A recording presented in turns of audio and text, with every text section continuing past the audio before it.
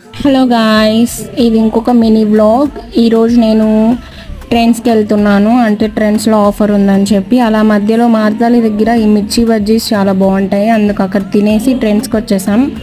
ఇంకా ట్రెండ్స్లో daily wear tops అవన్నీ మనకి చాలా బడ్జెట్లో వచ్చేసాయి. అంటే చూడ్డానికి క్లాసీ టాప్స్ అంతా మనకి 3499 కొంటే 3499కి ఫ్రీ అనమాట. సో అంటే 50% ఆఫ్ అలా. ఇంక ఇవన్నీ కాలేజెస్కి వెళ్ళే పిల్లలకి వాళ్ళకి చాలా బాగుంటాయి.